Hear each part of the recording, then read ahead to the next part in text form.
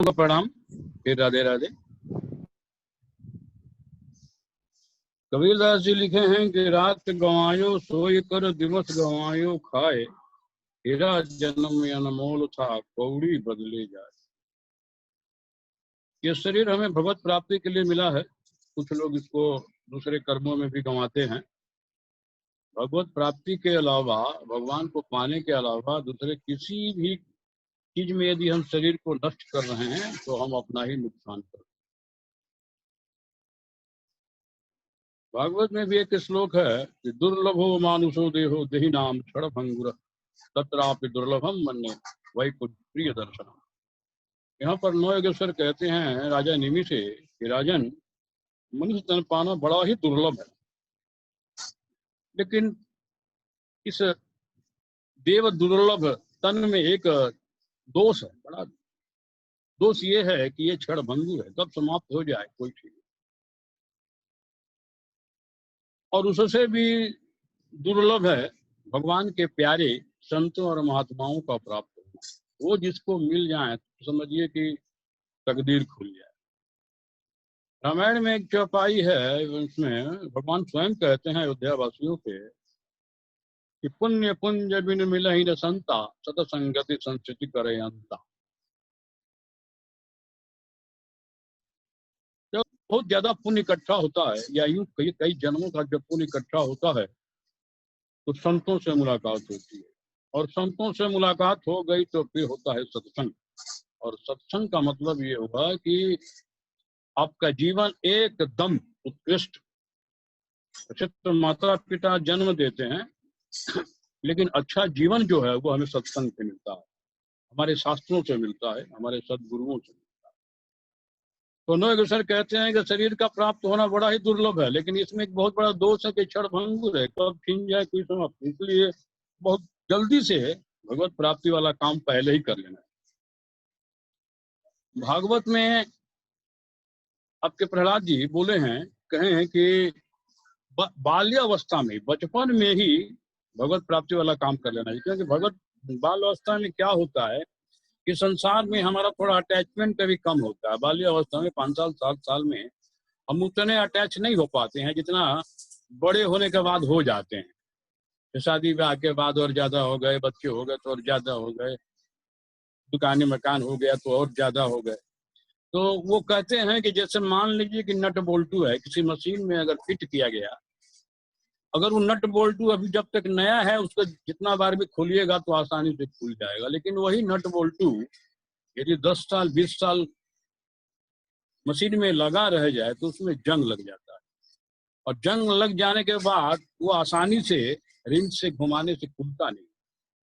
उसी प्रकार से हमारा ये अटैचमेंट है। बाल्य अवस्था में अटैचमेंट कम रहता है, तो भक्ति के सबसे सुंदर पथ वही। हालांकि हम लोग भी ईश्वर के अंश ही हैं, हम लोग भी, भगवान अगर शेर हैं तो हम लोग भी शेर ही हैं। ये सांसारिक लोगों के साथ मिलकर हम लोग एक तरह से रो रहे हैं, गिलगिला रहे हैं। जैसे एक शेर का बच्चा था, उस शेर का बच्चा बचपन में ही अपने माँ बाप से बिछड़ गया। अपने माँ बाप से बिछड़ने के बाद वो जाके एक मेमनों के झुंड में मिल गया। अब मेमनों के साथ में 1-2 साल रहने के बाद वो मेमने जैसा ही बोलने लगा था, मेमने जैसा ही उसका आचरण हो गया था। मेमनों के साथ ही घूमता फिरता, उन्हीं को अपना माता पिता सब कुछ मानने लगा। पूरी जिंदगी उसकी मेमना जैसी। एक दिन एक जंगल के दूसरे शेर ने देखा कि इन मेमनों के झुंड में ये शेर का बच्चा क्या कर रहा है। तो उसने दहाड़ा, दौड़ाया सबको। सारे मेमने तो भाग गए, लेकिन शेर का जो बच्चा था वो वैसे का वैसे ही खड़ा रहा। बच्चे ने सोचा, देखा कि ये तो मेरे ही तरह है, मैं इससे क्यों भयभीत हो गया। वो खड़ा रहा तो शेर उस बच्चे के पास जाकर कहा कि तुम इन मेमनों के झुंड में क्या कर रहे हो। तो शेर के बच्चे ने कहा कि नहीं, यही मेरा परिवार है, मैं इनके साथ कई साल से हूँ, यही मेरा परवरिश करते हैं, मेरा देखभाल करते हैं। शेर ने कहा कि नहीं, ये तुम्हारा परिवार नहीं है, तुम्हारा परिवार तो शेर का परिवार, तुम हमारे साथ। तो लगा गिड़गिड़ाने, नहीं नहीं नहीं, वही मेरे माता पिता भाई बहन सब कुछ मेरे वही है। शेर ने कहा कि तुम मेरे जैसे पहले आवाज निकाल। शेर ऐसे दहाड़ा, तो शेर का बच्चा भी जब दहाड़ा तो उसकी आवाज शेर जैसे नहीं निकली, क्योंकि मेमनों के साथ बहुत दिन तक था। लेकिन 4 बार 5 बार 7 बार शेर की दहाड़ने के बाद जब अंत में जब वो शेर का बच्चा जब आवाज निकाला, वो भी शेर की तरह दहाड़ा, तब शेर ने कहा कि देखो ये तुम्हारा ओरिजिनल आवाज है, चलो हमारे साथ। तो उसी तरह से हम लोग भी ये सांसारिक मेमनों के साथ मिल करके और हम लोग मिमिया रहे हैं। हम लोग शेर के बच्चे हैं जी, हम लोग दहाड़ने वाले। अगर उसी शेर के बच्चे की तरह किसी संत से हमारी मुलाकात हो जाए और संत हमें ये ज्ञान करा दे कि नहीं तुम शेर के बच्चे हो, भगवान के बच्चे हो, तो हम लोग का ये रोना धोना पीटना गिलगिलाना सब बंद। अब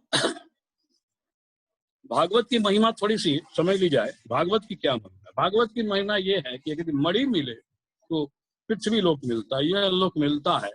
कल्प वृक्ष मिले तो स्वर्ग लोक मिलता है। लेकिन साक्षात भागवत अगर सुनने को मिले तो इससे सीधा सीधा बैकुंठ मिलता है। यानी भागवत सीधा भगवान की तरफ पहुंचाने के लिए हेलीकॉप्टर में बैठ जाइए और बैकुंठ में भगवान के पास। भागवत में व्यास जी लिखे हैं कि यह भागवत गर्जना करती है कि इसके अलावा दूसरे किसी शास्त्रों का प्रयोजन ही नहीं। ये मुक्ति देने में, भगवान के पास पहुंचाने में भागवत ही काफी है। इसलिए वो बोले हैं कि जो रसिक हों, भावुक हों, वो मेरी भागवत सुनने आए। उनसे पूछा गया है कि प्रभु पहले ये बताइए कि आपके भागवत सुनने से हमारा क्या लाभ होगा, और भागवत सुनने के लिए आप दो ही तरह के लोगों को क्यों बुला रहे हैं? रसिक हो वो आए, भावुक हो वो आए। तो व्यास जी ने कहा कि देखो भाई, भागवत सुनने से सबसे पहला लाभ तो ये होता है कि मनुष्य का त्रैताप समाप्त हो जाता है। रामायण में भी गोस्वामी जी लिखे हैं, दैहिक दैविक भौतिक तापा राम राज नहीं ताहु ही व्यापा। मनुष्य 3 ताप से ग्रसित होता है। एक दैहिक, उसका अपने शरीर से जो रोग उत्पन्न होता है। दूसरा होता है दैविक, जो देवताओं द्वारा दिया जाता है। और तीसरा होता है भौतिक, जो दूसरों के द्वारा हमें दिया जाता है, या हिंसक पशुओं के द्वारा, सांप बिच्छू के द्वारा भी जो दिया जाता है, या दूसरे मनुष्य जो हमें हिंसा पहुंचाते हैं, कष्ट पहुंचाते हैं अपनी वाणी के द्वारा, चाहे जैसे। ये भौतिक ताप है। तो व्यास जी कहते हैं कि तीनों ताप तुरंत समाप्त हो जाती है। मोक्ष तो ठीक है, थोड़ा बाद में मिलेगा, लेकिन तीनों ताप, और ये तीनों ताप समाप्त हो गया तो मनुष्य एकदम परमानंद में आ जाता है। देवताओं का भाग न मिलने से देवता लोग थोड़ा नाराज होते हैं, तो वो भी कभी कभी खुरापात मचा देते हैं, जैसे कि अभी आया हुआ। उसके बाद व्यास जी कहते हैं कि देखो भाई, 2 तरह के लोगों को हम इसलिए बुला रहे हैं, रसिक हो भावुक हो, इसलिए कि रास्ते में अगर प्याऊ लगा हुआ हो, पानी पीने तो वही जाएगा ना जिससे प्यास लगी हो। रास्ते में हजारों लोग आ रहे हैं, जा रहे हैं, सब थोड़ी पानी पीने जाते हैं। जिनको प्यास लगी है वही जाते हैं। अब जिन्हें प्यास नहीं लगी है, उन्हें अगर आप बुलाइएगा पानी पीने के लिए तो 13 तरह का प्रश्न करेंगे। पानी ठंडा है कि गर्म है, पानी कुएं का है कि फिल्टर किया हुआ कॉर्पोरेशन का है, पानी क्या कहते हैं उसको, माने मीठा है कि खारा है, प्यास लगी नहीं है, 13 तरह का प्रश्न करेंगे। और इसके बाद लास्ट में हो सकता पिए भी नहीं, बोलेंगे नहीं हम नहीं पिएंगे, चले भी जाए। इसलिए व्यास जी कहते हैं कि हम 2 ही तरह के लोगों को बुला रहे हैं, जो भावुक हो और जो रसिक हो, जो इसको, जिनको पीने में आनंद आता हो भागवत। दूसरी बात यह है कि भागवत व्यास जी की सर्वश्रेष्ठ रचना है, ये आप लोग भी जानते हैं, क्योंकि इसके पहले जितने भी ग्रंथ व्यास जी लिखे हैं, वो लिखने के बाद भी उन्हें शांति नहीं मिलती थी। नारद जी एक बार उनके कुटिया में आए हैं, तो नारद जी पूछे हैं कि क्यों उदास हो व्यास, क्या बात है, तुम्हारे चेहरे पर दुख है? उन्होंने कहा कि गुरुदेव हमने सब कुछ लिख दिया है, वेद को 4 भागों में बांटा है, दुनिया भर का उपनिषद लिखे हैं, 17 पुराण लिखे हैं, गीता लिखे हैं, महाभारत लिखे हैं, लेकिन हमें कुछ शांति नहीं मिल रही। व्यास जी ने कहा कि देखो, तुमने भगवान श्री कृष्ण का यशोगान नहीं किया। सब कुछ जो लिखा है ज्ञान पे लिखा है और सकाम भक्ति पे लिखा है। इनकी पूजा करो तो ये मिलेगा, इनकी पूजा करो तो वो मिलेगा, उनकी आराधना करो तो वो मिलेगा। तुमने निष्काम भक्ति योग का वर्णन किया ही नहीं है और भगवान का यशोगान किया ही नहीं। इसलिए तुम पहले साधना करके भगवत प्राप्ति करो, भगवान का दर्शन करो, और इसके बाद एक ऐसा ग्रंथ लिखो जिसमें भगवान का लीला यशोगान हो। उसके बाद वो चले गए हैं, अपने पूर्व जन्म कथा सुना के पूरे दिन चर्चा हुई थी। उसके बाद व्यास जी ने साधना करके भगवान का दर्शन किया है। इसके बाद भागवत को लिखे हैं। भागवत लिखने के बाद उन्होंने कलम तोड़ के फेंक दिया। इसके बाद ये उनकी अंतिम रचना है, इसके बाद उन्होंने कोई रचना नहीं की। व्यास जी की ये अंतिम रचना, इसके बाद वो परम शांत हो गए। तो भागवत जो है वो परम शांति देने वाली ही है। अगर इसका हम ठीक से पान करें। इसलिए भागवत में व्यास जी लिखे हैं कि मोक्ष पर्यंत इसका रसपान करो, या नहीं तो जब तक जियो तब तक इसका रसपान करो। भागवत वो ग्रंथ है कि मुक्ति तक या मृत्यु पर रसपान करने का आदेश व्यास जी ने दिया। अब आते हैं थोड़े भगवत गीता में। भगवत गीता के 10वें अध्याय के आप लोग 8वां श्लोक देखिएगा। सारे श्लोक में एक ही बात भगवान बोल रहे हैं, केवल मन, मुझसे मन को लगाओ, मुझसे मन को लगाओ, मुझसे मन को लगाओ। आप वेदों का भी उठा के देखिएगा, भागवत का भी उठा के देखिएगा, सारा शास्त्र चिल्ला चिल्ला कर यही कह रहा है, उठो जागो और अपना लक्ष्य, भगवत प्राप्ति का जो लक्ष्य है उसे पूरा करो। लेकिन ये लोग भ्रम में पड़ गए हैं, माया ने थोड़ा ज्ञानी बना दी है, भगवान के ट्रिक में फंस गए हैं। तो भगवान 8वें श्लोक में कहते हैं कि अहम सर्वो मता सर्वम प्रवर्तते इति मतवा भजन्ते माम बुद्धा भाव समन्वित। भगवान कहते हैं कि सारे संसार का मूल कारण मैं हूं, सारा संसार मुझसे ही उत्पन्न हुआ। ये बात पहले ही बोले, बीजम माम सर्वभूतानाम विद्पात सनातनम। सारे संसार का जो अस्थायी बीज है, परमानेंट जो बीज है, वो मैं हूं अर्जुन। यहाँ पर भी वही बात कह रहे हैं, सारे संसार का मूल कारण मैं हूं अर्जुन। सारा संसार मुझसे ही चेष्टा करता है। इसलिए जो ज्ञानी पुरुष हैं, जो समझदार पुरुष हैं, वो निरंतर मेरे भक्ति में लगे रहते हैं। 9वें श्लोक में कहते हैं मच्चिता मद्गत प्राणा बोधयन्तः परस्परम कथयन्तश्च माम नित्यम तुष्यन्ति च रमन्ति। भगवान कहते हैं कि जिसने अपने मन और प्राण मुझे समर्पित कर दिए और जो मेरे ही कथन में दिन रात लगे रहते हैं, एक दूसरे से मेरे कथन को कहते रहते हैं, कथन को सुनते रहते हैं और उसी में संतुष्ट होते रहते हैं और मुझे वासुदेव में ही रमण करते रहते हैं, तो भगवान कहते हैं कि उन भक्तों, रमण का मतलब ये होगा कि जैसे एक संसारी मनुष्य है, वो जब भी मिलेगा तो संसार की चर्चा करता है, उसी तरह से जो सत्संगी हैं वो जब भी मिलते हैं तो भगवान के बारे में ही एक दूसरे से आदान प्रदान करते हैं। भगवान के गुणों का आदान प्रदान करेंगे, भगवान के लीलाओं का आदान प्रदान करेंगे, या भगवान जैसे ये सनकादि ऋषि हैं, ये भगवान शंकर के भी बड़े भाई अग्रज हैं। ब्रह्मा जी ने पहले इन चारों को बनाया, सनक, सनंदन, सनातन और सनत कुमार। ये आज भी 5 साल के। ब्रह्मा जी से पूछा गया कि इनके पास न मृत्यु आती है, न जरा आता है, न रोग आता है, न शोक आता है, कारण क्या? ये हमेशा परमानंद में मग्न रहते हैं हमेशा। तो ब्रह्मा जी ने कहा कि इनके पास 2 अक्षर का चूर्ण है, 2 अक्षर का पाउडर इनके पास है, वो इस चूर्ण को हमेशा लेते रहते हैं, इसलिए ये हमेशा तंदुरुस्त, इनके पास जरा मृत्यु शोक व्याध कुछ नहीं आता। तो ब्रह्मा जी से पूछा गया कि भाई वो 2 अक्षर का जो चूर्ण है, पाउडर है, वो भी हम लोग को बता दीजिए। तो उन्होंने कहा कि ये 2 अक्षर का जो चूर्ण है वो है, एक है ह, एक है री, ह री। ये हरि नाम का जो चूर्ण है, ये इनके अधरों पर, इनके होठों पर हमेशा रहता है, इसलिए ये कभी जरा मृत्यु बुढ़ापा रोग व्याधि को प्राप्त नहीं होते। तो जिनके होठों पर ये हरि सब भगवान का नाम रहता है, उनके पास किसी तरह की समस्या नहीं है। तो सत्संगी जब भी मिलते हैं भगवान की कथा को आपस में एक दूसरे से कहते रहते हैं, सुनते रहते हैं। जिस प्रकार संसारी व्यक्ति संसार की चर्चा करता रहता है, संसार की चर्चा करना टोटली निरर्थ है। ये तो जो सत्संगी हैं वो समझ गए हैं। तो भगवान कहते हैं कि जो एक दूसरे से कथा कहते रहते हैं, उसी में संतुष्ट होते रहते हैं। तो 10वें श्लोक में भगवान कहते हैं कि तेषाम सतत युक्तानाम भजताम प्रीत पूर्वकम तदामि बुद्धि योगम तम येन मामुपयांति। भगवान कहते हैं कि ऐसे निरंतर प्रेम पूर्वक भजने वाले भक्तों को मैं ऐसा बुद्धि योग देता हूं जिससे वो बुद्धि प्राप्त होती है। बुद्धि योग का मतलब क्या होगा?